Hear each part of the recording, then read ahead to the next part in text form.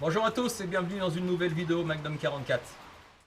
Aujourd'hui, troisième partie sur le rechargement du 38 spécial coulé avec des ogives coulées. Donc moule lit, round flat, c'est-à-dire que ce sont des munitions qui sont rondes mais coupées.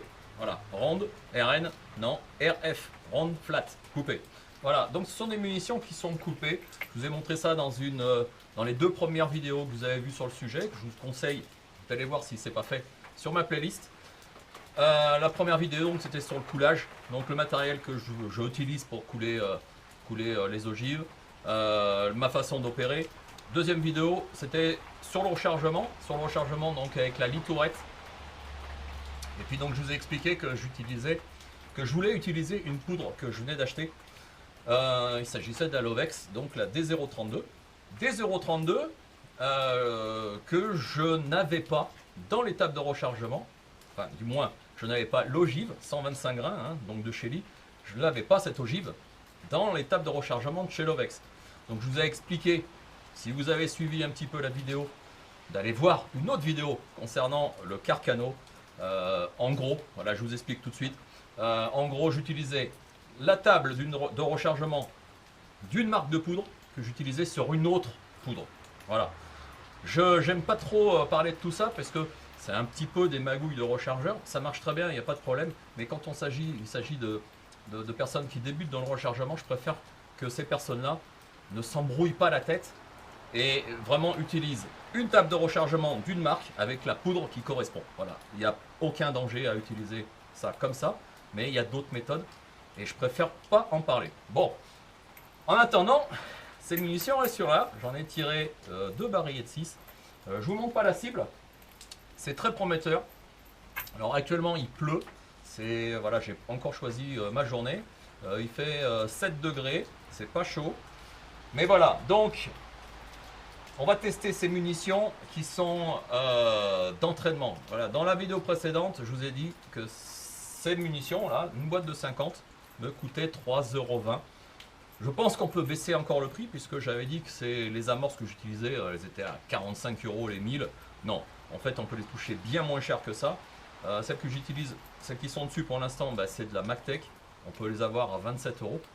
Alors 3,20 €, je pense qu'on peut descendre à 2,50 €, 2,70 € à peu près, une boîte de 50 lorsqu'on coule soi-même.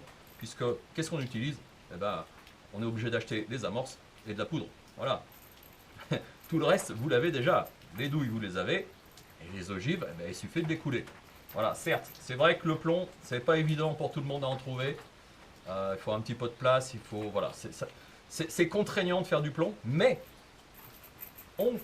ça permet d'avoir de sacrées économies. Et mine de rien, eh ben, on peut faire des munitions qui sont plutôt sympas et relativement précises en cible. Voilà, je vais montrer tout ça. On va essayer, je vais tirer un barillet de 6. Et puis je vous montre tout de suite, avant que la cible tombe en miettes parce qu'il pleut. Voilà, il pleut. Allez, je me dépêche, on teste ça. Allez, c'est parti. Donc, moi j'utilise donc un Smith & Wesson, le 586, qui est un canon de 6 pouces. C'est un revolver qu'on trouve assez difficilement. Voilà, on n'en voit pas assez, pas beaucoup, on n'en voit pas beaucoup. On voit plutôt des 686, donc inox, hein, qui sont très jolis, mais j'aime bien aussi la façon noire, voilà, bronzé qu'il est. Moi je trouve ça, ça change un petit peu de l'ordinaire. Voilà. On va dire que ça cache pas la misère parce que un inox, ça devient sale, mais aussi le noir. Voilà, le noir devient sale aussi et c'est un peu emmerdant à nettoyer. Mais bon. J'ai testé donc quelques petites munitions avant de faire cette vidéo telle que vous la voyez pour l'instant. Ça marche fort, ça a une détonation assez sèche. C'est très agréable. Ouais, c'est un 38 qui est un peu costaud comme ça. Voilà, je vais dire combien j'ai mis de poudre quand même. Voilà, j'ai mis ça de poudre. J'ai mis ça. Je pensais faire un tout petit peu plus haut. Non, je vais rester là, honnêtement. C'est bien assez pour du 38. Honnêtement, ça marche bien. Maintenant, on va tester ça en cible. J'espère que le résultat sera aussi prometteur.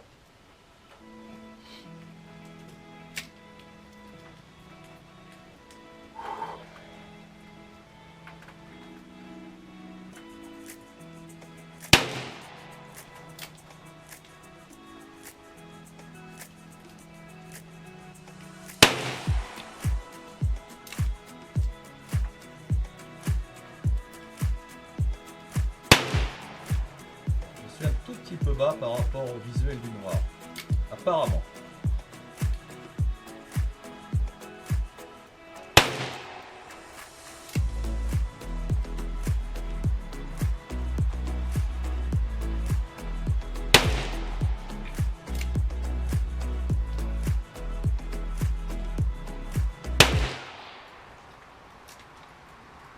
Et j'en ai plus. Je suis un petit peu déçu de mon tir. Je vais vous le montrer. Je vais mettre des gommettes aussi. Et puis on va essayer un autre barillet de 6 parce que là, je suis un peu déçu. Allez, je vous montre quand même. Bon voilà, je cache rien, il y en a une ici, il y en a une ici, et donc là, là et là. Voilà, il y en a 3 ici qui sont plutôt bien placés. Je tire un peu bas quand même. Voilà. Donc je vais essayer de viser un peu plus haut.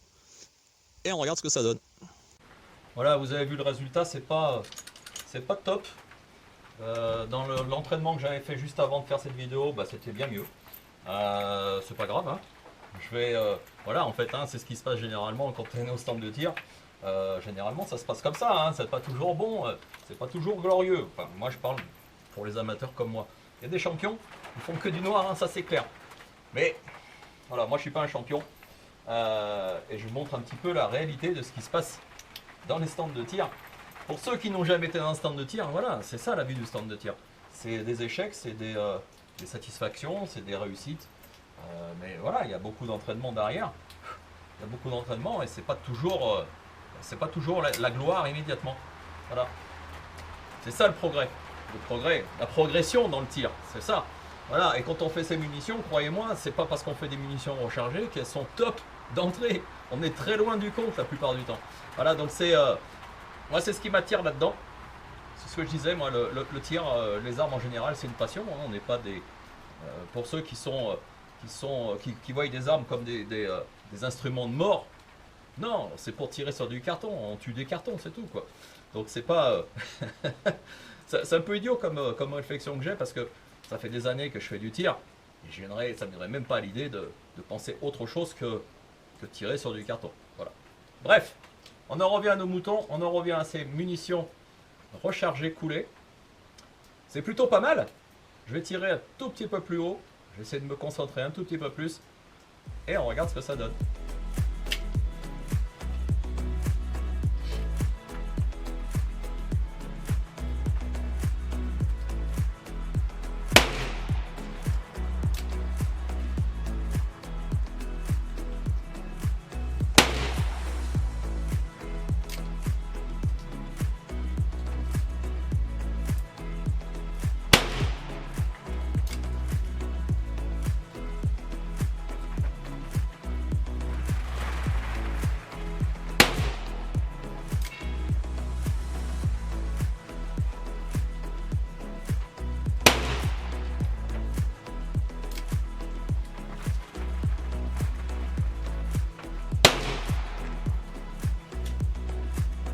Et voilà. Je vous annonce tout de suite, c'est pas glorieux. Voilà. Est-ce que ça vient du profil de la balle? Je ne sais pas. Voilà. Moi, j'utilise la plupart du temps une ogive qui est RN, c'est-à-dire bien ronde. Et honnêtement, c'est bien mieux au niveau résultat. Alors, je vous montre quand même. Vous voyez, ça sera une vidéo qui ne sera pas forcément pour dire utilisez ce moule-là, il est top. Non. Voilà, pour moi, voilà, je l'ai payé d'occasion, ce moule. C'est peut-être pas une raison pour dire que c'est une merde. Mais honnêtement, il y a des profils de balle hein, au niveau ogive, profils d'ogive qui sont bien mieux que les autres. Et je pense que le RF, voilà, round flat, c'est pas top. Maintenant, je vous montre tout ça quand même. Bon, mais écoutez, finalement, c'est pas si mal que ça. J'en ai quand même, voilà, j'en ai quand même 4 ici. Hein. 4 ici, une là. Ces deux-là, je comprends pas pourquoi elles sont là. Honnêtement, je ne comprends pas. Bon, j'ai remis des gommettes. On va pas rester dans cet échec hein, quand même. Je tire 6 munitions de plus. Et on va voir ce que ça dit parce que c'est pas trop logique que ça fasse ça. C'est pas normal.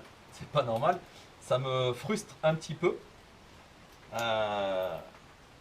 Ouais, c'est pas logique. C'est pas logique parce que généralement, avec ce revolver, j'obtiens quand même de meilleurs résultats que ce que vous voyez pour l'instant. Voilà, c'est un petit peu affligeant, c'est un petit peu frustrant. Et puis voilà quoi.